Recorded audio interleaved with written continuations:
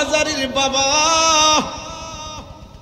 ও চন্দনাইশের বাবা রে, এই গরুস্থানটা সাধারণ জায়গা নয়। আপনারা অনেকে মনে মনে ভাবেন গভীর রজনীতে যখন কেউ ঘুমের ঘর থেকে উঠে অন্ধকারে বাহিরে যায়, তার গায়ের মধ্যে একটা ঝাঁকুনি মারে। অনেকে মনে করেন ভয়ে বুঝি ঝাঁকুনি দেয়। কে বলছে ভয়ে ঝাঁকুনি দেয়? না না, ভয়ে ঝাঁকুনি দেয় না। কারণ আপনি যখন বের হন রাতের বেলা, যখন পশমগুলো দাঁড়াইয়া যায়, রাতের বেলা যখন শরীরটা কাটা কাটা দিয়া উঠে, ও বন্ধু, গুরুস্থানের মাটিগুলো আপনার ডাক দিয়া কয়, আল্লাহর বান্দা, তুই কিন্তু আমার জায়গায় এসে একদিন শুইবি। ভালো কাজ কইরা আসলে আমার ঘরে ভালো ব্যবহার পাইবা, আর মন্দ কাজ কইরা আসলে আমি মাটি এক প্রান্ত যাবো পৃথিবীর আরেক প্রান্তে, আরেক প্রান্ত যাবো আরেক প্রান্তে। দুই পাশের মাটি তোর গায়ের মধ্যে এমন জোরে চাপা মারবো, একেবারে হাড্ডিগুলো এক পাশ থেকে আরেক পাশে মিশাইয়া ফেলামো। এই জন্য মাটি আপনার ডাক দেয়, আমি কবর বড় শান্তির জায়গা, আমি কবর বড় অশান্তির জায়গা। এই জন্যই তো হাদিস শরীফের মধ্যে আমার নবী, আপনার নবী বলেছেন, কবর কাহার জন্য জান্নাতের বাগান, আবার কাহার জন্য জাহান্নামের গর্ত। আজকে যে মাহফিলে টাকা দিলেন, আপনার আসল ঘরের বাইনা করলেন। আজকে যে মাহফিলে টাকা দিলেন, অনেকে মানুষ হাত গুটাইয়া পয়সা দিয়েছেন। কেন? 1000 টাকা দিলে কি বেশি লস হইয়া যাইব গা? এমন হতে পারে 1000 টাকার বদৌলতে আমার আল্লাহ জীবনের গুনাহ মাফ করে দিতে পারে। যুবক, সময়ের 1 ফুর, অসময়ের 10 ফুর। মরার পরে কিছু নাই, মরার পরে হলো হিসাব আর হিসাব। কামাতা দিন তো দান, যেমন কর্ম তেমন ফল, যেমন কর্ম তেমন ফল। এই জন্য যুবক আমার, টাকা দিলে লস নাই। আসল বাড়ির বাইনা আজকে কইরাই গেলেন। আর বাকি যারা আছেন, ওয়াজের শেষ পর্যন্ত আমি সময় দিলাম, একটু চুপি চুপি আইসা মানুষের কাছে নামগুলা লেখাইয়া দেন। 1000, 2000, 5000 কইরা দেন। আমার নবী, আপনার নবী বলেন, দানশীল ব্যক্তিকে আমার আল্লাহ বড় ভালোবাসি। আরো জোরে কন্যা সুবহানাল্লাহ।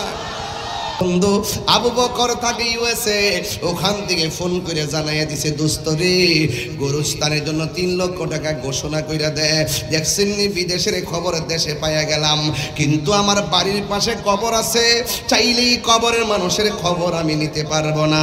বাড়ির পাশে গরুস্থান আছে, চাইলেই আমি গরুস্থানের মানুষের খবর নিতে পারবো না। আপনার বাবারে গত রমজানে বাড়িতে ছিল, এই রমজানে অন্ধকার কবর দেশে আছে না নাই? গত রমজানে মায়ের সঙ্গে ইফতার করছো, এই রমজানে মা নাই। তাই তো গত 3 বছর আগে ঈদগার কোনায় গেলাম, দেখলাম মানুষের গায়ের মধ্যে নতুন জামা লাগিয়ে রেখেছে। এবার দেখলাম তার গায়ের মধ্যে খুব সুন্দর জামা, আবার পায়ের মধ্যে খুব সুন্দর স্যান্ডেল। দেখলাম ঈদগার ব্রিজের কোনায় দাঁড়ায়া কান্দে। আমি তারে জিগাইলাম, দোস্ত রে আমার, কেন তুমি এখানে দাঁড়ায়া কান্দ? ওই লোকটা ডাক দেখে, হুজুর, গত ঈদের দিন আমার মায়ের পায়ে দইরা আমি ক্ষমা চাইয়া, মাপ চাইয়া, সালাম কইরা ঈদগার মধ্যে গেলাম। এই ঈদের মধ্যে আর মার চাঁদ মাকাশ মুখটা দেখতে পারলাম। ওই মা দুঃখিনী কবর দেশের মধ্যে চলে গেছে। ও আমার বাবা, কি দিয়ে ওয়াজ আমি বুঝাইতাম?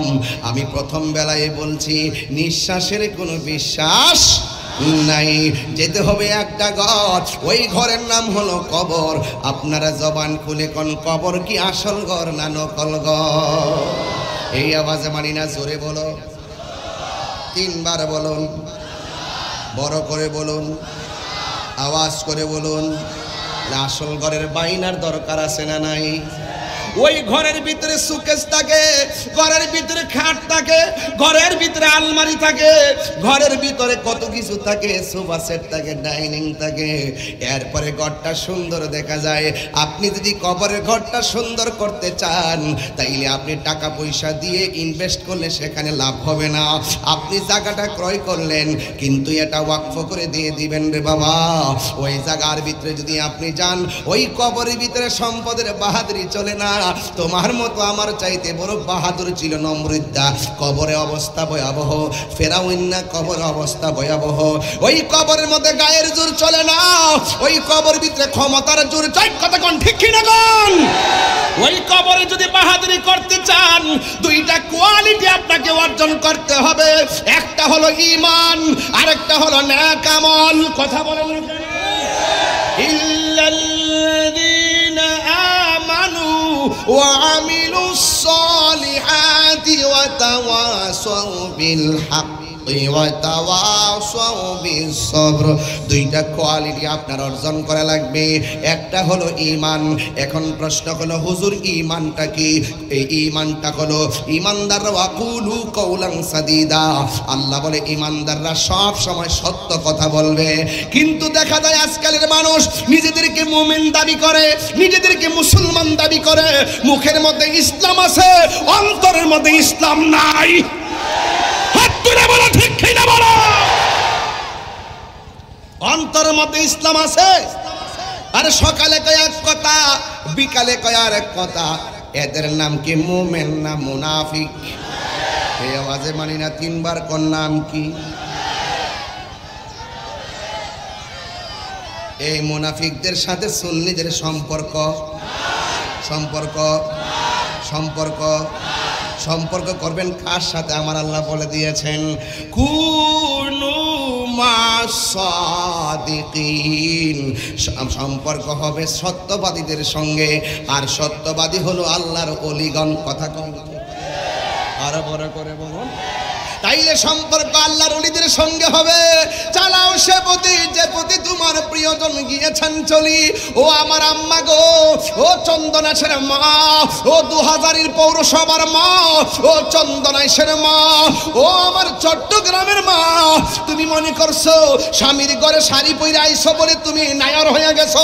তুমি মনে করছো নতুন গাড়ির মধ্যে ফুলের সজ্জা লাগাইয়া ঘরে আইসা ফুলের ঘরে ঢুকছো বলে নায়র হয়ে গেছো?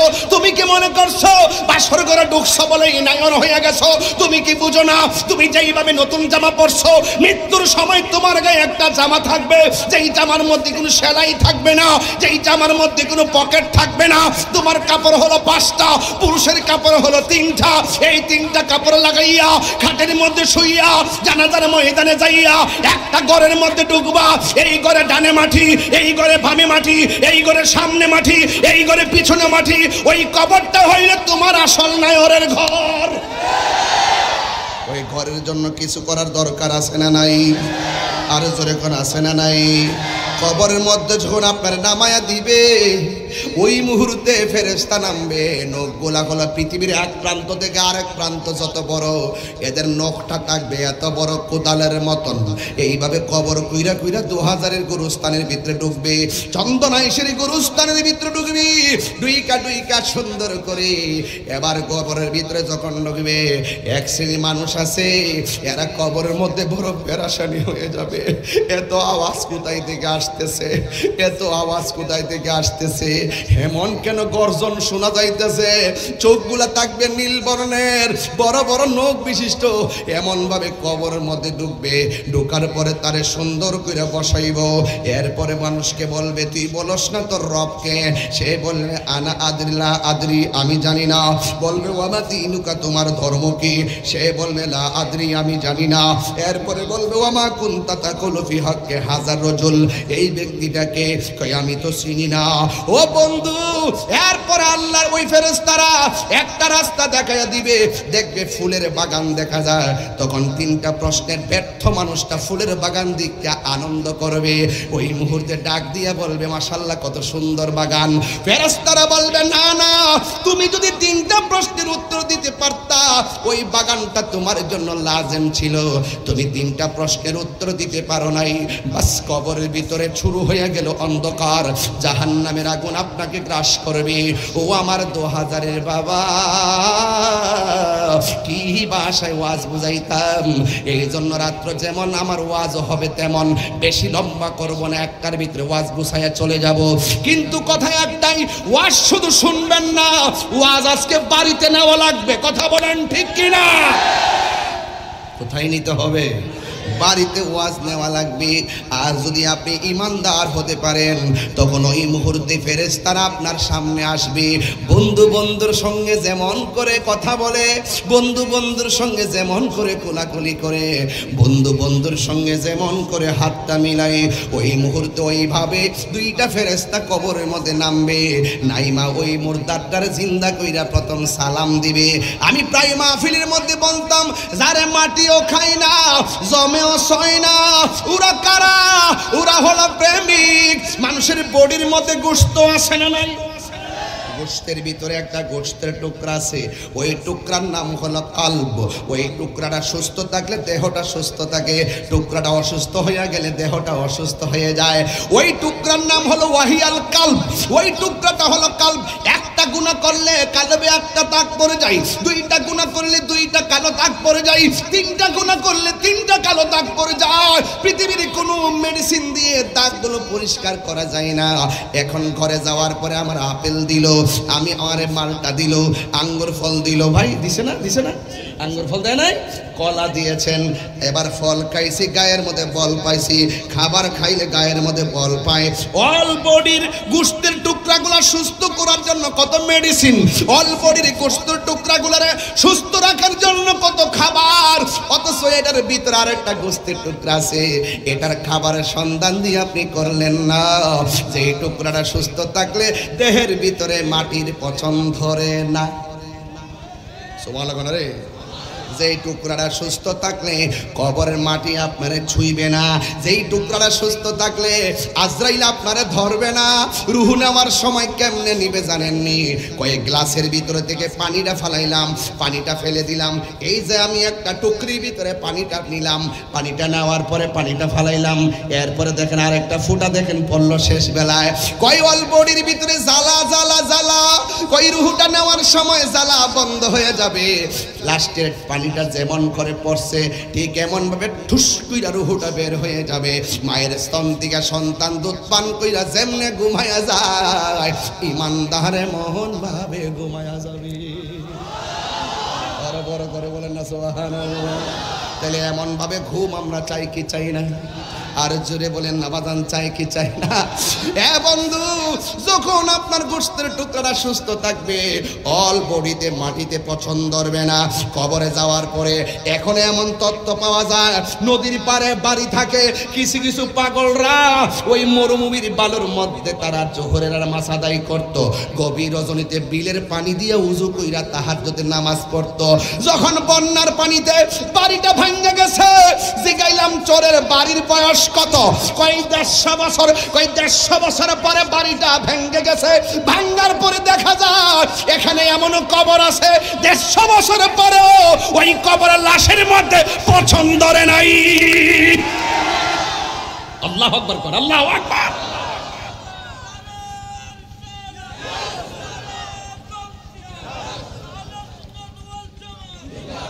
আল্লাহু আকবার, আল্লাহু আকবার। তাইলে বোঝা গেল এই টুকরাটা সুস্থ থাকলে দেহটার মধ্যে পছন্দ ধরে না। আজরাইল এসে আপনার দেহের মধ্যে তুফান চালাইতে পারে না। জোরে কোন ঠিক কিনা? হ্যাঁ বন্ধু, গভীর মনোযোগ দিয়ে বসে যাবেন।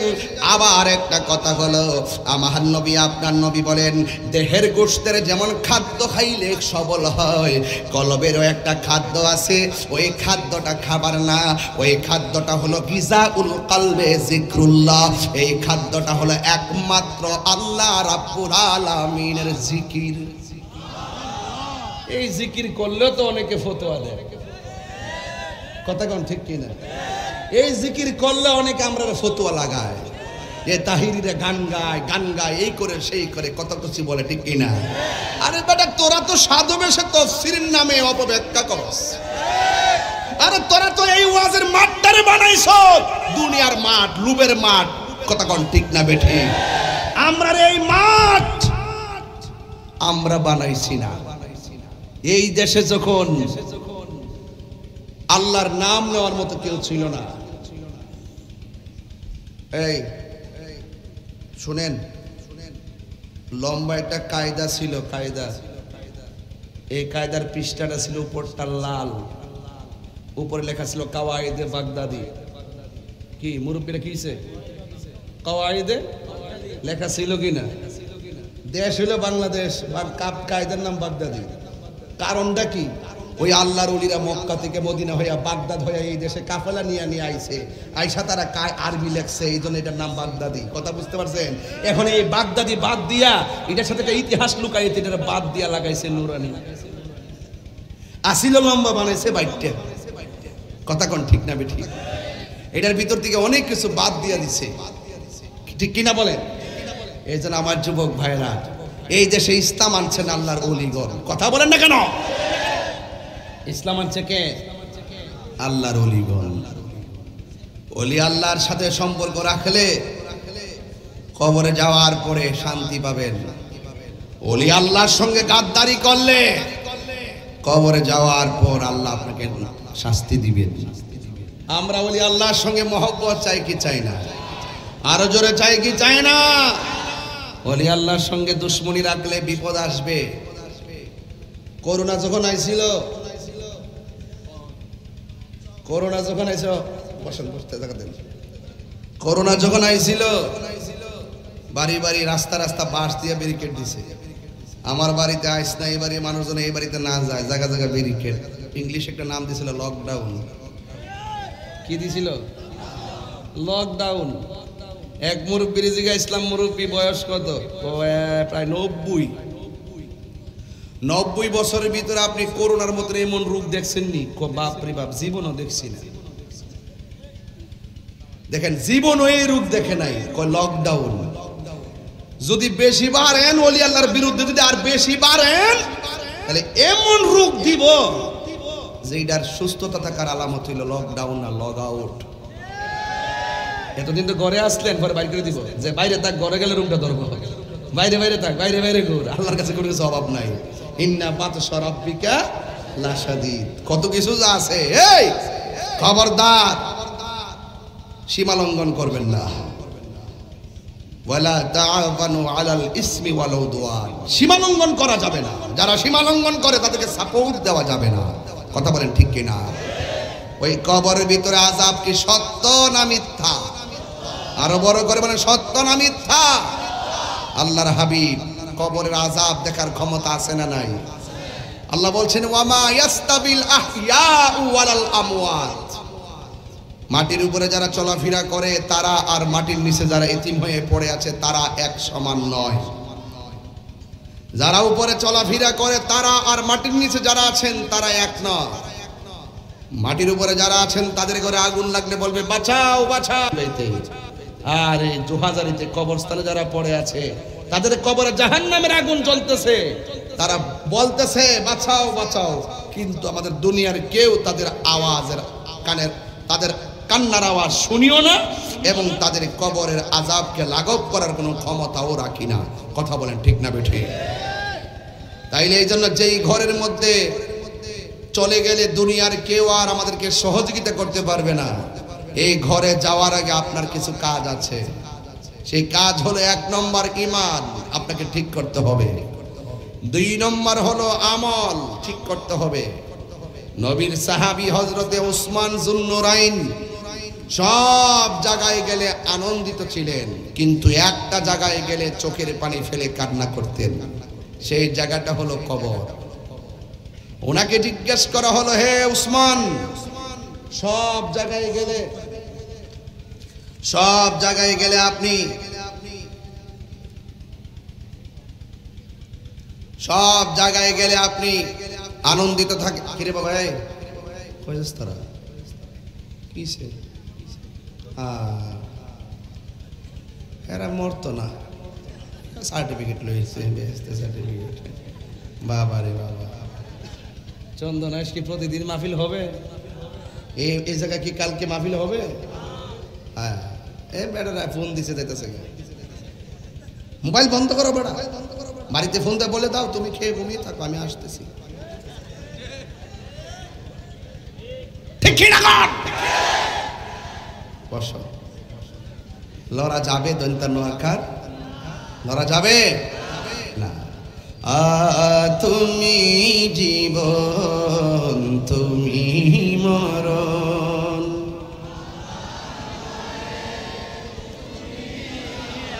আধার ঘরে তুমি আপন। বোঝা গেল এই দেশের কোনো মানুষ আপনার কবরে আপন হবে না। যিনি কবরে আপন হবে তিনি সোনার মদিনা। আর ওই মদিনাওয়ালাকে যদি কবরে পেতে চান দুইটা কোয়ালিটি অর্জন করা লাগবে, একটা হলো ঈমান আর একটা আমল। এটাই তো বলতেছিলাম, আপনারা বুঝেন না গেলে একটু বলেন সঙ্গীতে বলেন, কি কষ্ট হইতেছে আপনাদের? তুমি জীবন তুমি মরণ আধার ঘরে,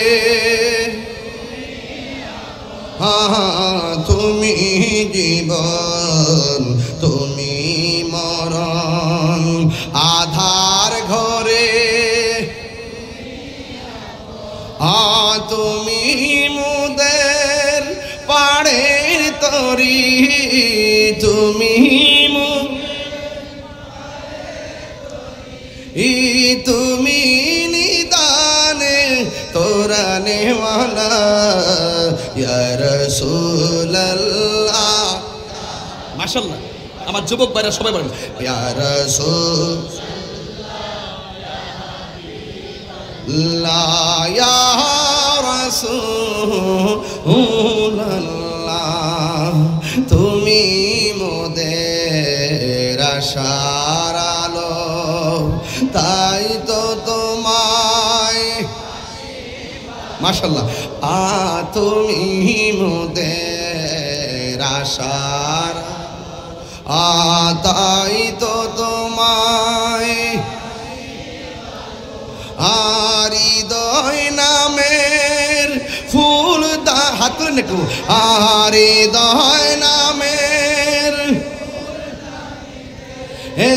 গেতে রেখেছি প্রেমের মালা, ইয়া রাসূলুল্লাহ হাবিবাল্লাহ, ইয়া রাসূলুল্লাহ ইয়া হাবিবাল্লাহ, ইয়া রাসূলুল্লাহ, বলুন ইয়া রাসূলুল্লাহ ইয়া রাসূলুল্লাহ হাবিবাল্লাহ, ইয়া রাসূলুল্লাহ। একটা জবানও বন্ধ রাখবেন না, মহব্বতে মায়ার সুরে বলুন সুবহানাল্লাহ। ও বন্ধুরি, ও যুবকের দল, আমি বলছিলাম কবর কি আসল ঘর না নকল ঘর? যৌবনকালে যে দৌড়টা মারছেন, বয়সের তালে তালে সেই দূর আর দেওয়া যায় না। যৌবনকালে যেই জুড়ে কথা বলছেন, বার্ধক্যকালে সেই কণ্ঠের আওয়াজ দেওয়া যায় না। যৌবনকালে যেইভাবে ঝগড়া করছেন, গায়ের মধ্যে বল ছিল, বার্ধক্যকালে সেই বল খুঁজে পাওয়া যায় না। কিন্তু একটা কথা মনে রাখবেন, যদি আপনার ঈমানটা তাজা থাকে, আপনি যদি নেক আমলের মালা গলায় পরতে পারেন, ওই কবরের ভিতরে যখন আপনি যাবেন, এই জায়গার মধ্যে মসজিদ আছে, মসজিদের আশেপাশে অনেক জায়গা আছে না নাই? আছে না নাই? এখানে এমন অনেক লোক আছে, একটু একটু করে জায়গা দিলে আমাদের গুরুস্থান হয়ে যায়। কথা কোন ঠিক কিনা? ও বন্ধু, এখানে কি আজকের মঞ্চে কি আব্দুর রশিদ সাহেব নামে কেউ আসছেন আজকে? উনি কোথায় আছে? উনি আসার পরে আমি কোন দিকে? এদিকে 10,000 টাকা দিয়েছে কবরস্থানের জন্য, আরো দিবে। কেডা? আইন এদিকে, আপনার নাম শুনতেছি আমার পরে, আপনার সাথে একটু হাত মিলে দয়া করে একটু উঠেন। সৌদি সাহেব আসছে, আমি খুশি হয়েছি আলহামদুলিল্লাহ, মাশাআল্লাহ। আব্দুর রশিদ সাহেব একটু হাতটা মিলেন। উনি নগদ দিছে 10,000 টাকা, আর এরপরে আরো দিবে। ওনার আব্বা আম্মার জন্য দোয়া চাওয়ার জন্য দিয়েছেন নগদ 10,000 টাকা। জোরে করে মারহাবা করতে গেলে নারে তাকবীর। এই আশেপাশে যে জায়গাটা আছে, কিছু জায়গা দেন, আর ওই যারা যারা আছে তাদের কাছ থেকে কিছু জায়গা নেন। বলছে ওনার আব্বা এতেকাফ অবস্থা, আমার কোন বছর? 2003 এতেকাফ অবস্থা মারা গেছে। এমন সৌভাগ্য বেটার ছেলে আব্দুর রশিদ সাহেব, বুঝলেন না? মারহাবা। আল্লাহ, হ্যাঁ 21 রমজান, আল্লাহু আকবার। যে 21 রমজান মৌলা আলী রাদিয়াল্লাহু তাআলা শাহাদাত দিবস। হ্যাঁ, আল্লাহ যেন মৌলা আলী রাদিয়াল্লাহু তাআলার সঙ্গে জান্নাতবাসী করে। আমিন কর না কেন? আমাদের সভাপতি মহোদয় আসছেন। আশেপাশে যে জায়গাটা আছে, এই আব্দুল রশিদ সাহেব, আমি যদি এই এলাকায় যদি কোনো সময় ঘুরতেও আসি, আমি এই গুরুস্থানটা যদি হয়ে যায় আমারে ফোন দিয়ে নি, এলাকায় আসলে প্রয়োজন আমি এসে আপনাদেরকে নিয়ে জিয়ারত করবো কবরস্থান, এমনিতে আসবো। তবে একটা অনুরোধ করব, অন্তত পক্ষে আপনি উদ্যোগ নেন। আমাদের সভাপতি সাহেব আছেন, আরো গণ্যমান্য যারা আছেন, তাদেরকে নিয়ে উদ্যোগ কইরা এই সপ্তাহের ভিতরে ইনশাআল্লাহ গুরুস্থানের জায়গাটা ফাইনাল করে দিন। কারণ কি জানেন, এটা দরকার আছে। হ্যাঁ বলছে মাশাআল্লাহ, নারে তাকবীর, নারে রিসালাত, আহলুস সুন্নাত ওয়াল জামাত। আল্লাহ আল্লাহ, বেশি লোক না, আপনি যারা মনোনীত করছেন কয়েকজন লোকের মাধ্যমে তো সমাজের বড় বড় কাজ হবে, এটা তো আমরা জানি গো আল্লাহ। আপনি সমাজের এমন লোকদেরকে মিলাইয়া দেন যাদের দ্বারা সমাজের এই পুণ্যবান কাজগুলো হয়ে যায়। কথা বলেন ঠিক কিনা? সবাই জিকির করেন লা ইলাহা লা ইলাহা ইল্লাল্লাহ লা ইল্লাল্লাহ।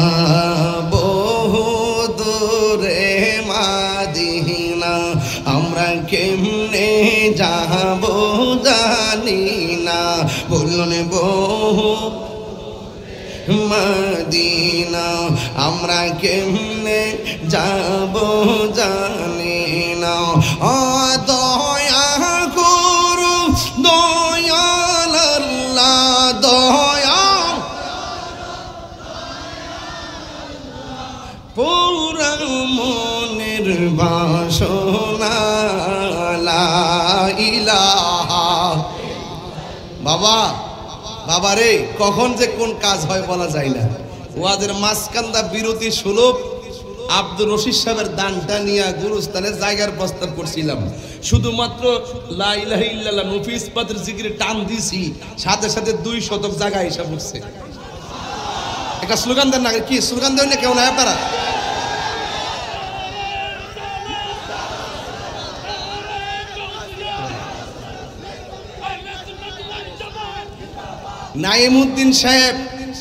নাইমুদ্দিন সাহেব এই গুরুস্থানের জন্য তিনি ঘোষণা করলেন 2 শতক জায়গা। জোরে কোনো মারহাবা। খুশি না বেজার? আল্লাহ আপনি ওনার মাতৃকুল পিতৃকুল সবার কবরে নূরের বাতি জ্বালায়া দেন। এজন্য বলছি, অনেক গণ্যমান্য ব্যক্তিরা স্টেজে আছেন, এইরকম 1/2 শতক 1 শতক 2 শতক 3 শতক জায়গা দিলে আজকে তো আমরা গুরুস্থান কইরা ফেলাইতে পারি। কথা কোন ঠিক না বেঠিক? আপনাদেরকে প্রস্তাব রাখলাম, যদি শুনেন সব জায়গা আল্লাহ দিচ্ছে, এই জায়গাগুলো কিছু দেন, দিলে গুরুস্থানটা হয়ে যাবে ইনশাল্লাহ। মিনিমাম কয় শতক জায়গা হইলে মোটামুটি হয়? 6 শতক হইলেই হয়ে যাবে। তাহলে 2 শতক হয়ে গেছে, আর 4 শতক জায়গা লাগে। তাহলে এই 4 শতক জায়গা যদি মনে করেন যে জায়গাতে পাশাপাশি কে কে আছে জানি না, যদি আল্লাহ তৌফিক দেয় আপনারা ইনশাল্লাহ ওয়াজের ভিতরে ঘোষণা করেন 6 শতক জায়গা যাতে তুল্লা যায়, আমি মরতাম পারি।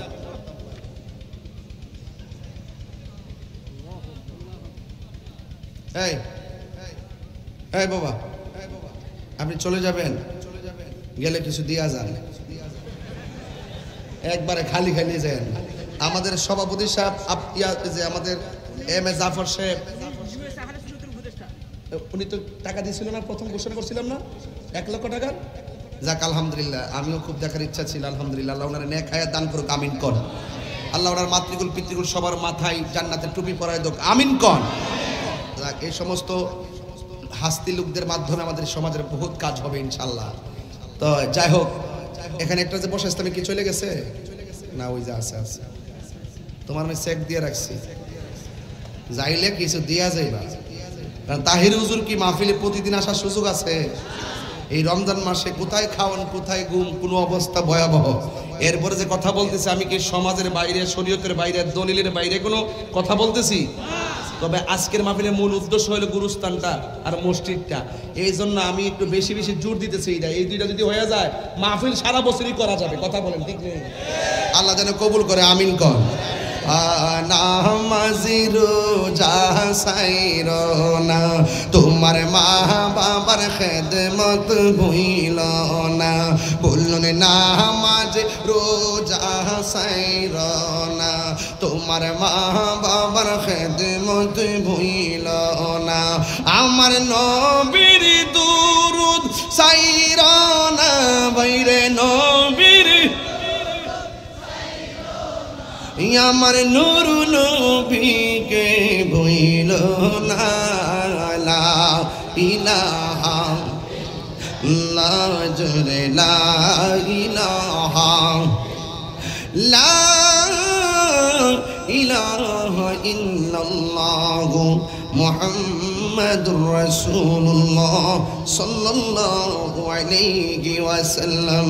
জোরে জোরে কি আল্লাহু আকবার বলা যাবে না?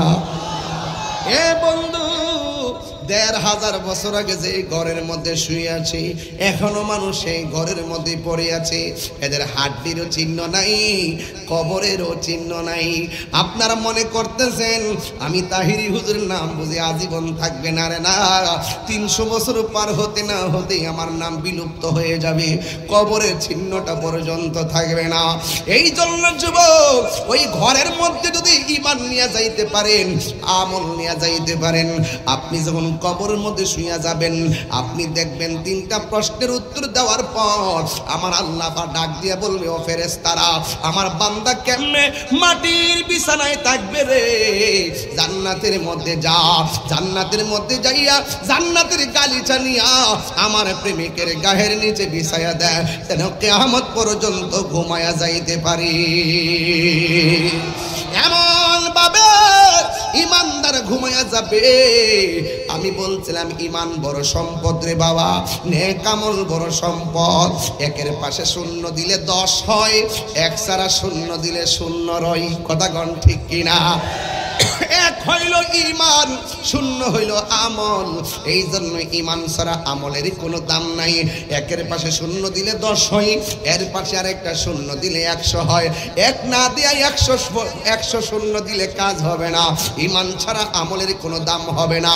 এই জন্য ঈমান নিয়ে যদি কবরে যাইতে পারো, ঈমানদারের জন্য প্রশ্ন হবে 3টাই। ঈমানদাররে বলবে মার রব্বুকা, তোমার রবকে। ঈমানদার বলবে রব্বি আল্লাহ। ঈমানদাররে বলবে ওয়ামা দীনুকা, তোমার ধর্ম কি? ঈমানদার বলবে দীনি আল ইসলাম। ঈমানদাররে বলবে ওয়ামা কুনতা তাকুলু ফি হাক্কি হাযার রাজুল, এই ব্যক্তি সম্পর্কে তুমি কি দেখতে বলতে? ঈমানদার বলবে তিনি তো সেই নবী, যেই নবী যাইয়া আমার আল্লাহর সাক্ষী দিয়েছেন। আমার নবী হলো আল্লাহ দেখার আয়না। আমার নবী বলছে আল্লাহ এক, আমরা এটার উপরে ঈমান এনেছি। আখিরাতে বিশ্বাস করা বলছে আমরা বিশ্বাস করেছি।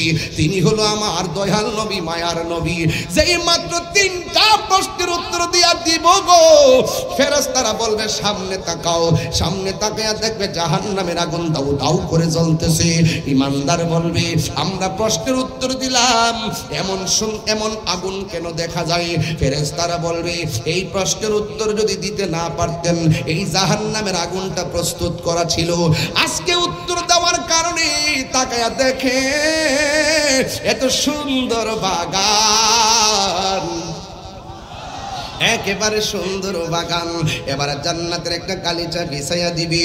দেওয়ার পরে ঈমানদার সুন্দর করে বিছানার মধ্যে শুয়া যাবে। যেই মাত্র শুয়া ডান কাতে যাবে, তাকায়া দেখবে একটা নূরের বাতি জ্বলে। ঈমানদার জিগাইবো আল্লাহ গো, এই বাতিটা কোথায় থেকে আসলো? এবার বাতিরে প্রশ্ন করে, বাতিরে তুমি কোথায় থেকে আমার কবরে আলো দিতেছো? ওই বাতি ডাক দিয়া বলবে, এ আল্লাহর বান্দা, আমি দুনিয়ার কোনো কৃত্রিম আলো নই, আমি দুনিয়ার কোন সূর্যের আলো নই। আমার আল্লাহ রাব্বুল আলামিন আমাকে আলো বানাইয়া তোমার অন্ধকার কবরে পাঠাইছে। তোমার আলো বানাইয়া স্নিগ্ধ আলোতে ঘুম পাড়াইয়া দেওয়ার জন্য।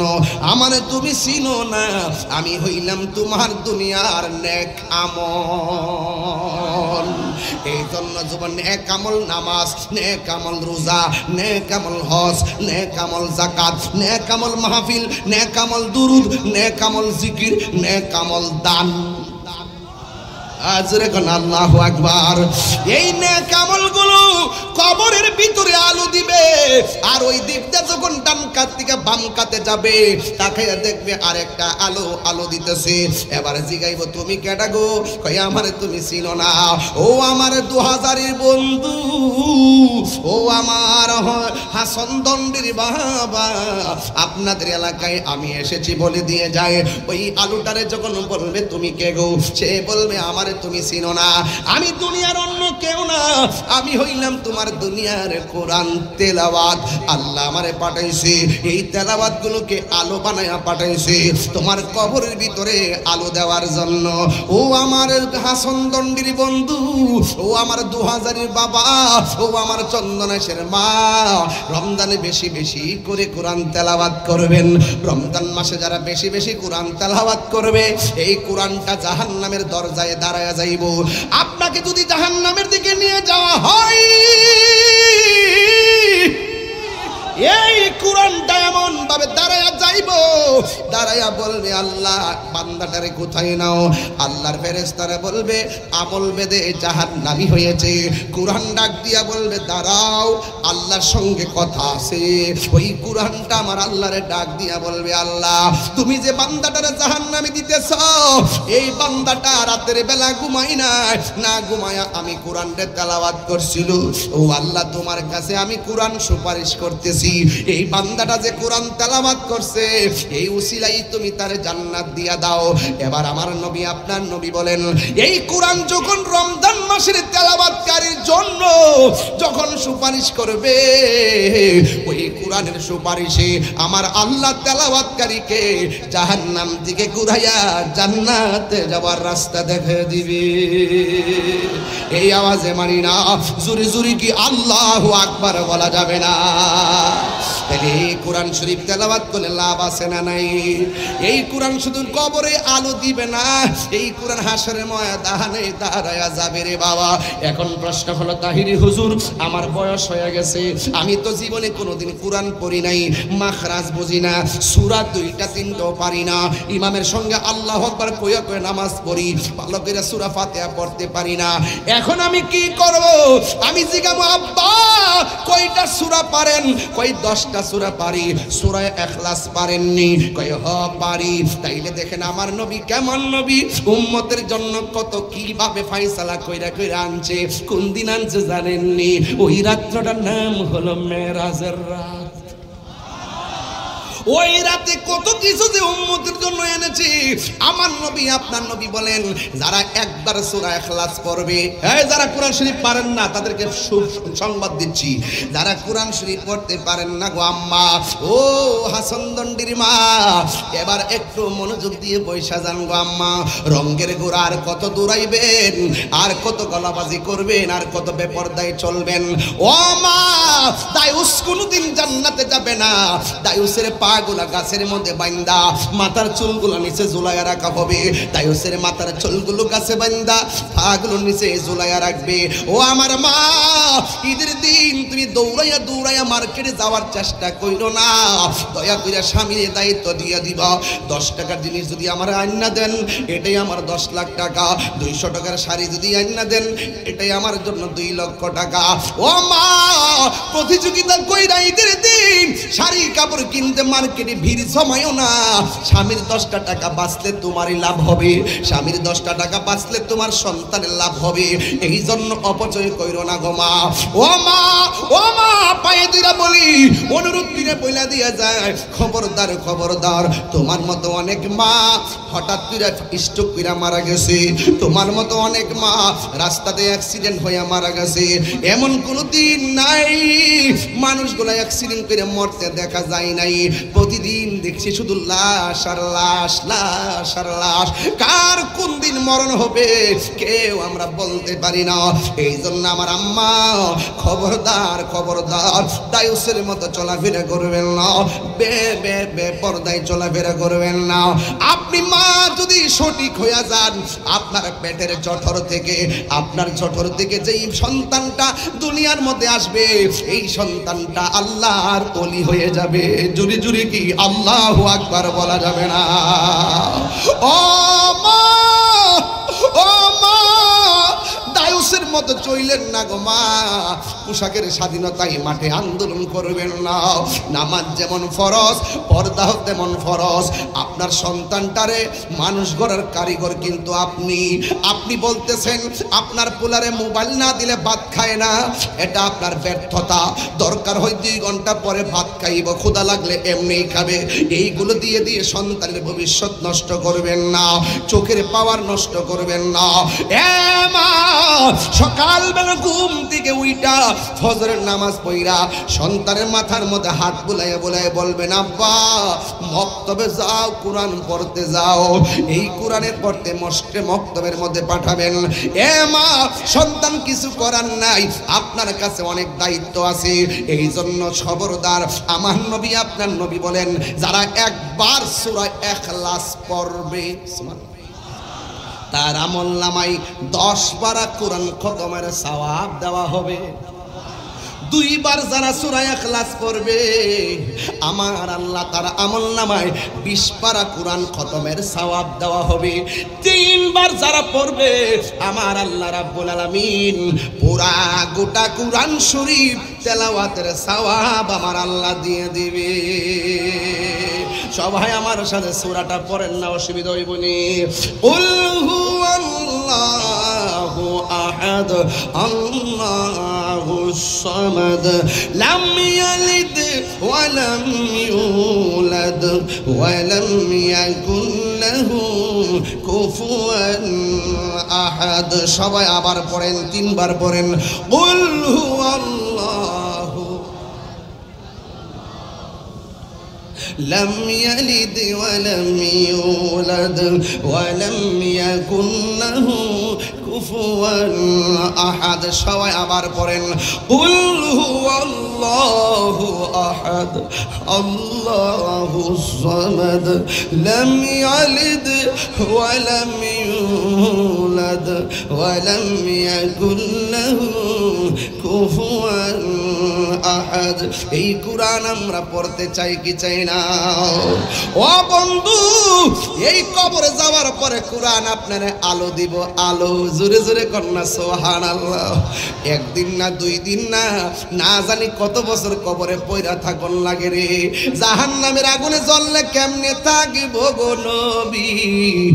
আর আমাদের নসিবে কি আছে আমরা জানি না, কি আছে আমি জানি না, কোন দিন আমরা মরবো আমরা জানি না।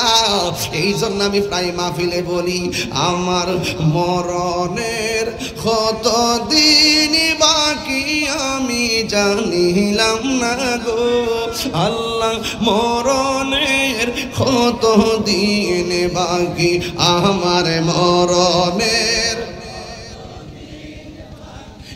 আমি জানিলাম না গো আল্লাহ, মরণের কত দিন বাকি।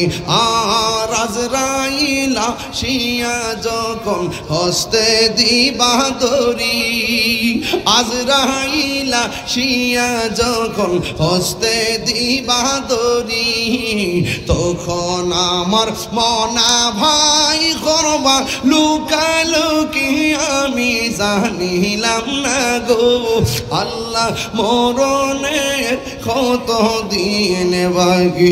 আর 40 দিনের আগে ভাইরে মৌতের নিশানি, 40 দিনের আগে ভাইরে মৌতের নিশানি। জমদূতে কাইরানি চোখে দিয়া আন্দি আমি জানিলাম না গো আল্লাহ, মরণের কত দিন বাকি আমার মরণের কত দিন বাকি আমি জানিলাম না গো আল্লাহ, মরণের কত দিন বাকি। একটা জবান বন্ধ রাখবেন না, মোহব্বতে মায়ার সুরে বলুন সুবহানাল্লাহ।